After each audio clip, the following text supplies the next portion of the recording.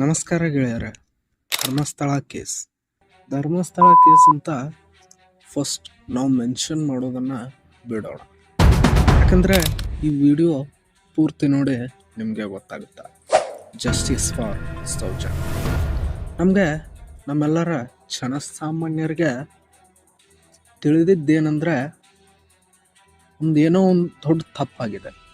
ಅದನ್ನ ಮಾಡಿದವ್ರು ಯಾರು ಏನು ಇನ್ನೂವರೆಗೂ ಕಾನೂನಿನ ರೀತಿಯಲ್ಲಿ ಶಿಕ್ಷೆಗೆ ಒಳಗಾಗಿಲ್ಲ ಅವರು. ಹಾಗಾಗಿ ನಾವು ಈ ಕೇಸನ್ನು ಸೌಜನ್ಯ ಕೇಸ್ ಎಂದು ಪರಿಗಣಿಸೋಣ.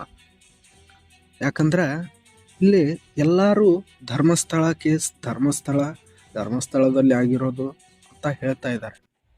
ಹೌದು, ಒಪ್ಕೋಬೇಕು, ಧರ್ಮಸ್ಥಳದಲ್ಲಿ ಆಗಿದೆ. ಬಟ್ ಅದರ ಹೆಸರು ಹೇಳೋದ್ರಿಂದ ಧರ್ಮಸ್ಥಳದ ದೇವಸ್ಥಾನಗಳಿಗೆ ಒಂದು ಹೆಸರು ಧಕ್ಕೆ ಆಗೋ ರೀತಿ ನೀವು ಪ್ರಚಾರ ಮಾಡ್ತಾ ಇದ್ದೀರ. ಈ ಥರ ಮಾಡಬೇಡಿ. ಯಾಕಂದ್ರೆ ಅದೊಂದು ಪುಣ್ಯಕ್ಷೇತ್ರ. ಹಾಗಾಗಿ ಎಲ್ಲ ನಮ್ಮ ಕನ್ನಡ ಕ್ರಿಯೇಟರ್ಗಳಾಗಲಿ, ತಮಿಳು, ತೆಲುಗು ಯಾರು ಮಾಡಿದಿರ ಇನ್ಮೇಲೆ ಮೆನ್ಷನ್ ಮಾಡಬೇಡಿ. ಇದು ಕಳಕಳಿಯ ವಿನಂತಿ. ಹಾಗೆ ನಾನು ಇದರಲ್ಲಿ ಏನಾದರೂ ತಪ್ಪು ಮಾತಾಡಿದ್ರೆ ಕ್ಷಮೆ ಇರಲಿ. ಈ ಸೌಜನ್ಯ ಪ್ರಕರಣದಲ್ಲಿ ಒಬ್ಬ ಜೀವಂತ ಸಾಕ್ಷಿ ಸಿಕ್ಕಿದ್ದಾನೆ. ಅವನ ಹೆಸರು ಹಿಮ. ಈ ವ್ಯಕ್ತಿಯ ಆ ಪತ್ರದಲ್ಲಿ ನಾನು ಈ ಹಿಂದೆ ಧರ್ಮಸ್ಥಳದಲ್ಲಿ ಕೆಲಸ ಮಾಡ್ತಾ ಇದ್ದೆ. ಆಗ ಇನ್ಯಾರದೋ ನಿರ್ದೇಶನದ ಮೇರೆಗೆ ಆಗ ಒಂದಷ್ಟು ಕೊಲೆ ಆಗ್ತಿತ್ತು ಮತ್ತು ಲೈಂಗಿಕ ದೌರ್ಜನ್ಯಗಳಾಗ್ತಿತ್ತು. ಹೆಣ್ಣು ಮಕ್ಕಳ ಮೇಲೆ ಲೈಂಗಿಕ ದೌರ್ಜನ್ಯ ಆಗಿದ್ದ ಮೇಲೆ ನಾನು ಕೆಲವೊಂದಿಷ್ಟು ದೇಹಗಳನ್ನು ಹೂತಾಕಿದ್ದೇನೆ.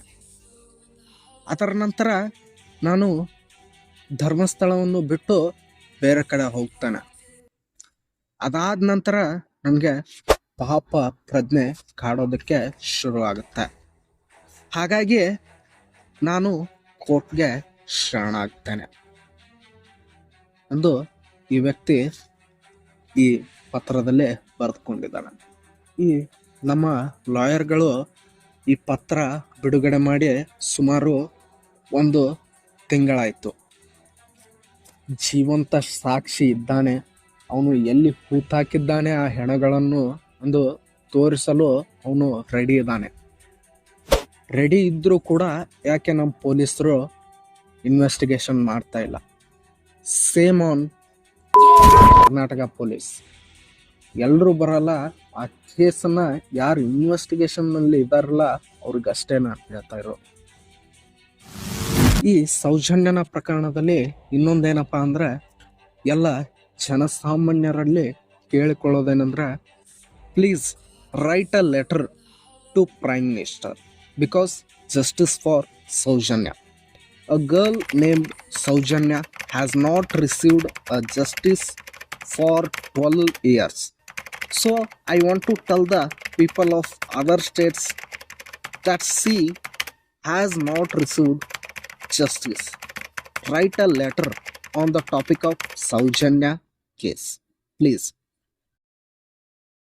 ದಯವಿಟ್ಟು ಒಂದು ಪತ್ರ ಬರೆಯಿರಿ ಪ್ರಧಾನಮಂತ್ರಿ ಅವರಿಗೆ, ಜಸ್ಟಿಸ್ ಫಾರ್ ಸೌಜನ್ಯ ಅಂತ.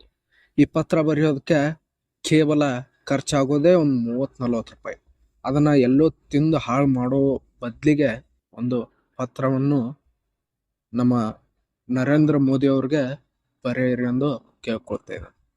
ಮತ್ತೊಮ್ಮೆ ಹೇಳ್ತಾನೆ, ಈ ವಿಡಿಯೋದಲ್ಲಿ ನಾನೇನಾದರೂ ತಪ್ಪಾಗಿ ಮಾತಾಡಿದ್ರೆ ಕ್ಷಮೆ ಇರಲಿ.